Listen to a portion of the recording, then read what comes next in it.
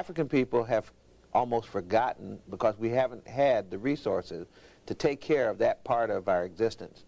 It is the knowledge of one's history that gives a strong sense of belonging and identity, which provides the basis for group unity, which provides the basis for political and economic power. Mm-hmm.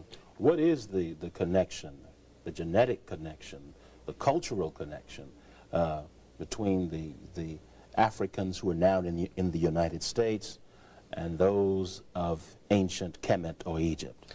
Well, it's fairly clear that the pattern of movement of people on the African continent, and it moves from...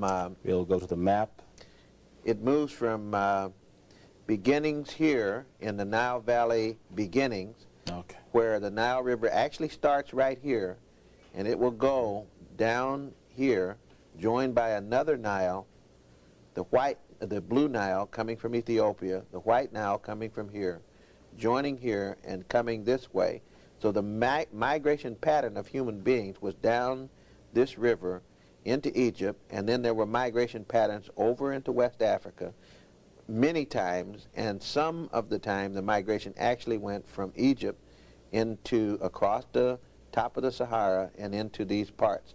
And we believe there are people here now who are quite similar, and probably, as was said in the book by Felix Du Bois, Timbuktu the Mysterious, they're probably both the cultural and the genetic descendants of the people of Egypt, and they're the Dogon people here in Mali. Let me ask you to go over that again, just to make sure that we get all of it. Okay, early man begins here in this area somewhere. And we're talking about the cultural connection, the genetic connection. We're talking about the people first, the genetic connection, and then of course they carry their culture down the river. These were black people here. They carried their culture down the river before they went out and populated the rest of the earth.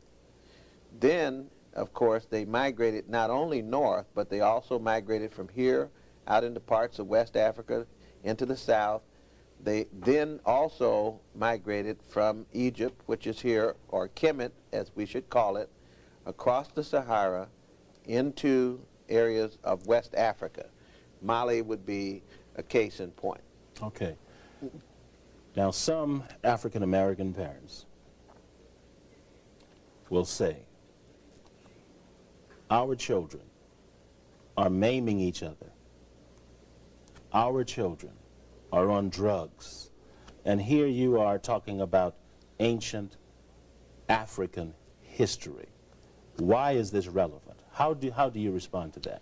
It's one of the major pieces. It's not the only piece. You can't say that if someone takes a course in chematology that they will stop drugs tomorrow.